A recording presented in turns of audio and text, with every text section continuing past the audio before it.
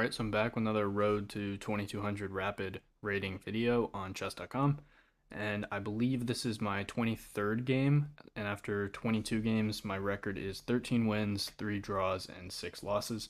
So pretty good record overall, and I finally have the white pieces in this game. I think my last 4 or 5 games were all with the black pieces, but I finally get a game with the white pieces playing a 2182 in this game, geriatric. So let's just jump right in. I played pawn to d4, and my opponent goes knight c6.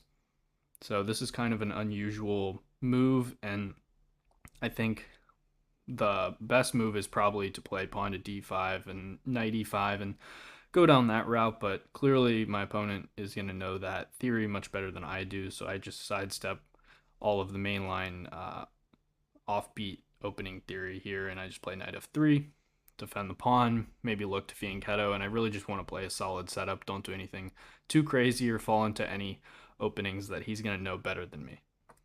Pawn to e6, pawn to g3, and he plays f5.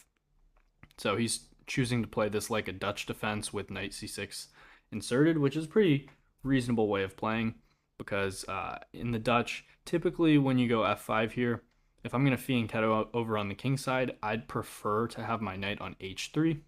That way I can potentially go knight f4 at the right moment, or maybe play bishop f4 and try and trade off the dark square bishops if he plays it like a stonewall where the bishop comes to d6. But generally the knight is probably better placed on h3, so the fact that it's already committed to f3 makes playing f5 into a Dutch structure pretty reasonable.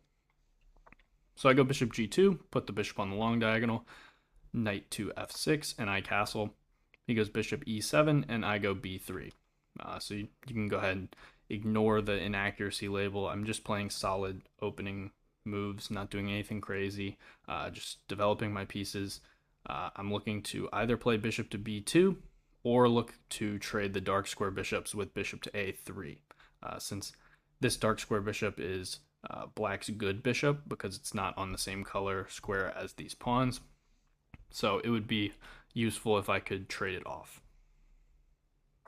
Black plays pawn to d5 and does play it like a stonewall where all these pawns are on light squares, except for this pawn on c7 usually comes to c6.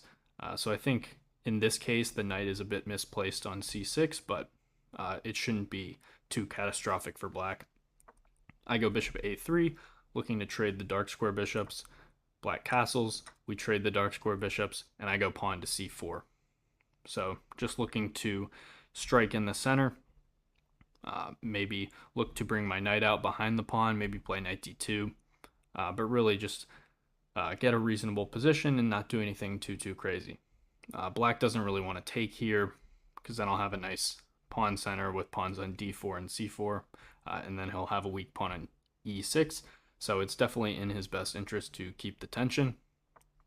Bishop to d7 is played, just looking to bring a rook over, maybe play bishop to e8 and reroute this bishop. It's not entirely clear yet. And I go knight to e5. So basically, I'm saying if you play knight takes e5, I'll play d takes e5, and then I'm going to look to absolutely hammer away on this pawn on d5. So it's definitely in his best interest not to take on e5.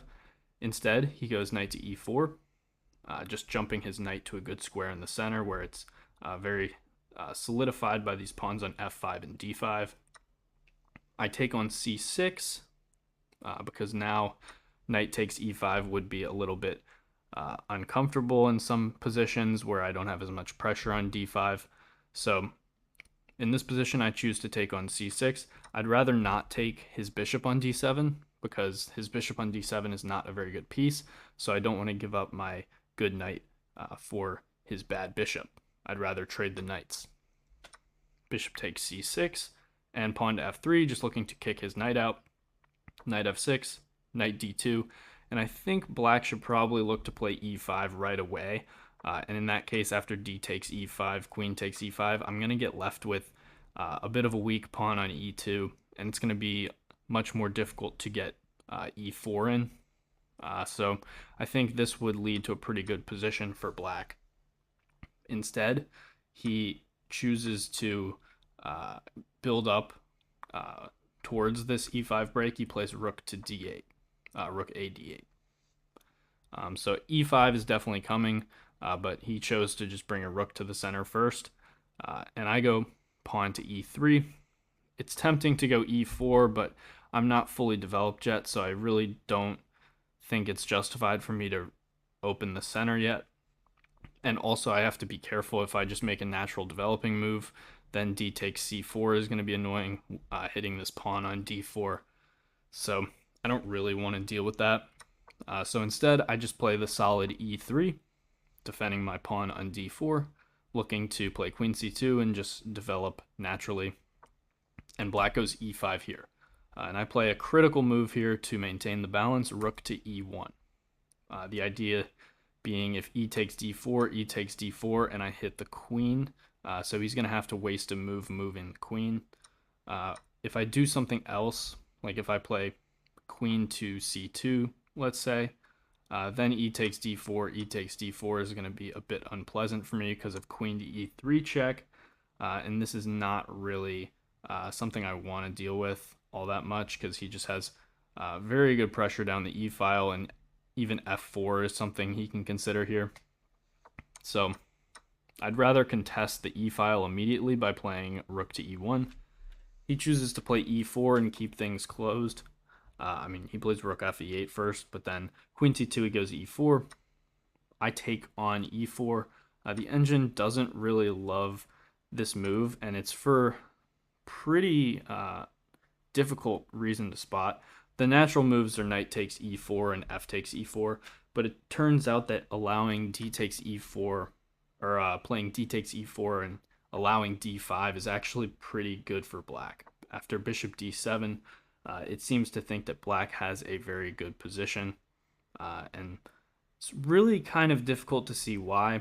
Maybe this pawn on e3 can become a weakness long term with moves like this, but this doesn't really feel like the most natural way to be recapturing on e4. And I figured f takes e4, knight takes e4 was going to be played. So in the game it was f takes e4. I play my rook over to f1, putting it on open file. Knight to g4, and I bring my other rook over to defend this pawn. Queen to g5, he's hitting this pawn again. And I go rook to f4. A good move to block the attack on e3. And he goes rook to f8. So here I play c takes d5. The engine prefers me to play h4 right away, and then after queen g6, then take on d5, which is a very nuanced way to play, and then look to take on e4 with the bishop so that it hits the queen. But in the game, I take on d5 right away, and after bishop takes d5, I have a very nice position. The critical line for him here is he needs to play rook takes f4 first, with the idea being that I have to take back with the e pawn. If I play g takes f4, there's queen to h4 with some nasty threats here. And if I take with the e pawn, the critical move is to play queen takes d5 here and maintain pressure on this weak d4 pawn that was just created. So kind of a tricky move to see, this rook takes f4 in between move, but that was the way for him to maintain equality. Instead, it was bishop takes d5, and then after bishop takes e4, I'm up a pawn. The engine preferred knight takes e4, but bishop takes e4 is a pretty reasonable move. Bishop takes e4, knight takes e4, queen h5, maintaining pressure on h2, so if I just run away with the queen, I'm going to get mated.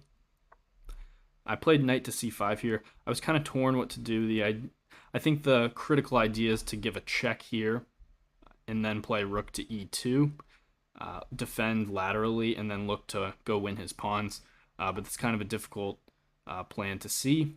So instead I go knight to c5, looking for some sort of fork here, just activity, maybe hit b7. He goes rook to e8. I trade and play e4. So the engine really doesn't like this move. Better would have been rook to e2 to defend the second rank, or play knight to d3 to defend f2. But instead, after e4, just expanding in the center, rook to f2 hits pretty hard. And I thought I was actually fine here after queen c4 check, king h8.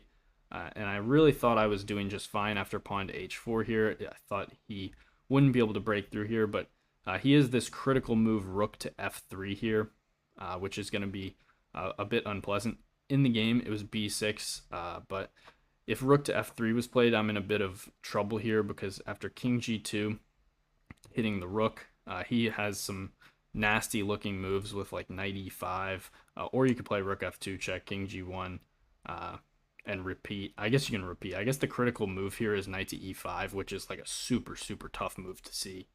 And the idea being if I take the knight, then queen g4, and you can't stop mate threats on g3 without catastrophic loss of material. But that is an extremely difficult move to see. Knight e5 is hard. You hit the queen, and you threaten this queen g4 move. But really, that's a difficult line to see from this position. But in the game, it was b6, trying to kick my knight.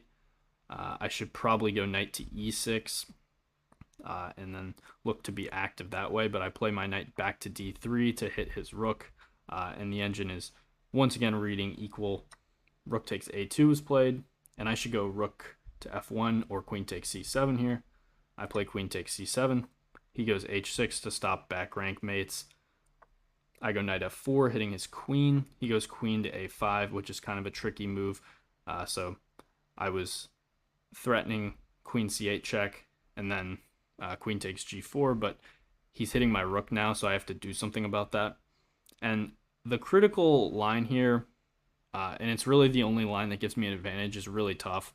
And it's something I saw in the game, but I didn't really consider it all that great. It's queen to c8 check, king h7, and queen to f5.